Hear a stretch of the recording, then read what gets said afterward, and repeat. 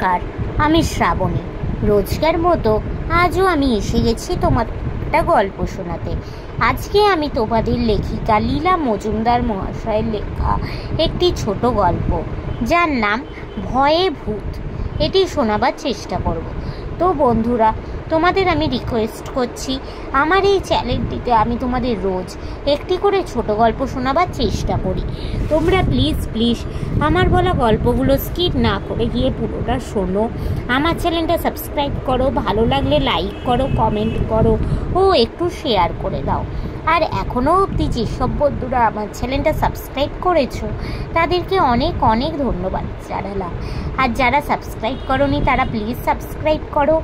আমি যেহেতু একজন শারীরিক প্রতিবন্ধী, নিজের প্রতিবন্ধকতাকে দূরে সরিয়ে নিজের পরিচয় তৈরি করার লক্ষ্যেই তোমাদের এই গল্প শোনানোর কাজটা শুরু করেছি।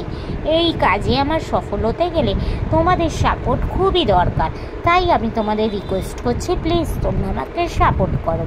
তো চলো তোমাদের আজকের গল্পটা শোনাই। লেখিকা লীলা মজুমদার মহাশয়ার লেখা ভয়ে ভূত।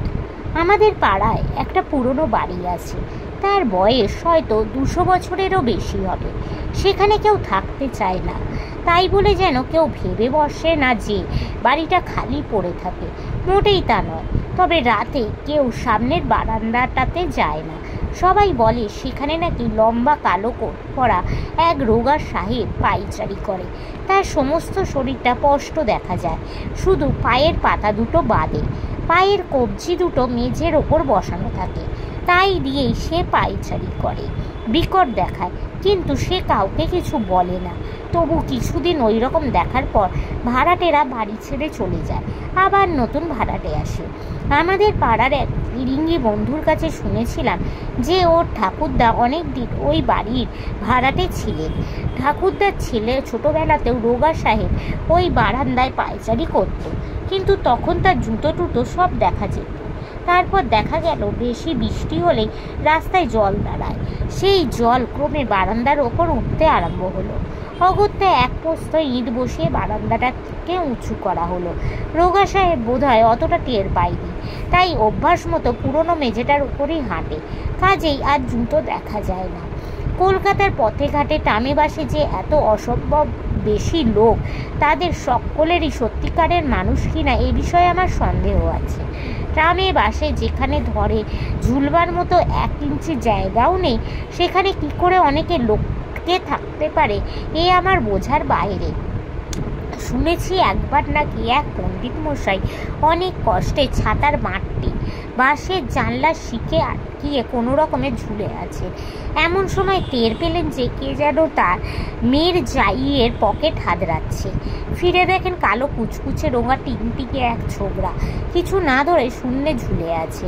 পণ্ডিত মশাই এমন আটকে উঠলেন যে ছাতার বাঁট থেকে হাত ফসকে আরেকটু হলে বিতিকিচ্ছিরি এক কাণ্ড করে বসতেন, কিন্তু শূন্যে ঝোলা ছোকরা খপ করে তার হাত ধরে আবার ছাতার বাঁটে লটকে দিল। পণ্ডিত মশাই বললেন, মন তোমার এত ভালো, তবু লোকের পকেট হাতড়াও কেন? ছেলেটা ফিক করে হেসে বলল, কি করব, অভ্যেস। এই বলে ভিড়ের মধ্যে কোথায় যেন মিলিয়ে গেল। আর এক ভদ্রলোক ঝমঝম বৃষ্টি মাথায় নিয়ে সন্ধ্যাবেলায় বড়বাজারের এক গলি দিয়ে চলেছেন। হঠাৎ খেয়াল হলো তার সামনে একটা লোক এক পাল ছাগল ভেড়া নিয়ে যাচ্ছে। সবাই ভিজে চুপপুট। এমন সময় একটা পুরো বাড়ি দেখা গেল। ভদ্রলোক শুনেছিলেন যে এই রকম বাড়ি বর্ষাকালে লোকের ঘাড়ে ভেঙে পড়ে, তাই একটু ঘাবড়াচ্ছিলেন। তারপর যখন দেখলেন সেই লোকটা ছাগল ভেড়া শুধু দিব্যি সুন্দর পুরো বাড়িটার দাওয়ায় গিয়ে উঠে পড়ল, উনিও সঙ্গে সঙ্গে উঠলেন। উঠে গা থেকে জল ঝেড়ে একটা বিড়ি ধরালেন।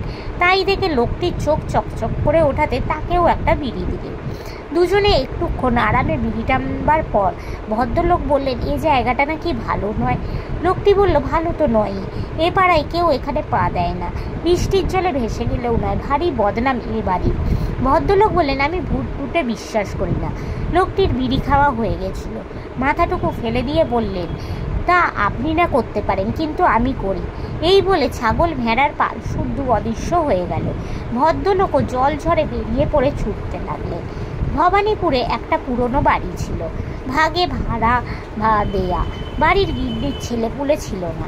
স্বামীর সঙ্গে অষ্টপ্রহর খিটিমিটি লেগেই থাকতো। ঝগড়া হলেই স্বামী দুমদাম করে ঘর থেকে বেরিয়ে যেতেন, আর সে রাতে ফিরতেন না। ভয়ে ভাবনায় গিন্নির প্রাণ যায় আর কি। তখন তিনি 3তলা রান্নাঘরের পাশে এক টুকরো খোলা ছাদে গিয়ে কান্নাকাটি করতেন, দেবতাকে ডাকতেন।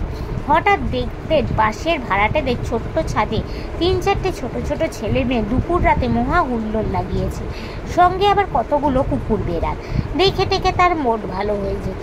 ছেলে মেয়েগুলো টপাটপ মধ্যিখানের পাঁচিল টপকে এদিকে এসে তার কোলে পিঠে চাপত, আর হিন্দিতে ইংরাজিতে মিশিয়ে কী যে বলতো তার কোনো ঠিক নেই। কোথায় নাকি চমৎকার ফল বাগান আছে, ঝর্ণা আছে, আন্টিকে সেখানে নিয়ে যাবে। ছি, আর কেঁদো না ডিয়ারি।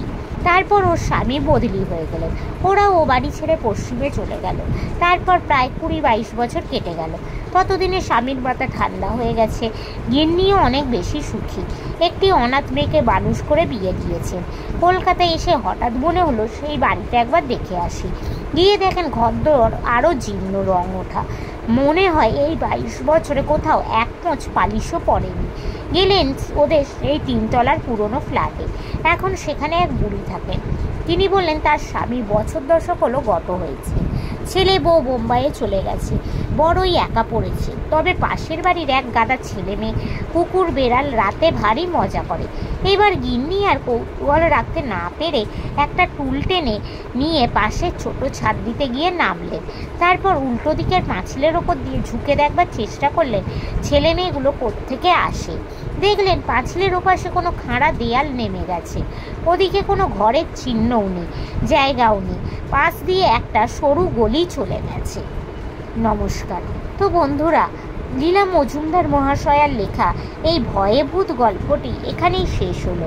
তোমাদের যদি ভালো লাগে প্লিজ লাইক করো, আমার চ্যানেলটা সাবস্ক্রাইব করো ও শেয়ার করো। আজকের মতো আমি চললাম।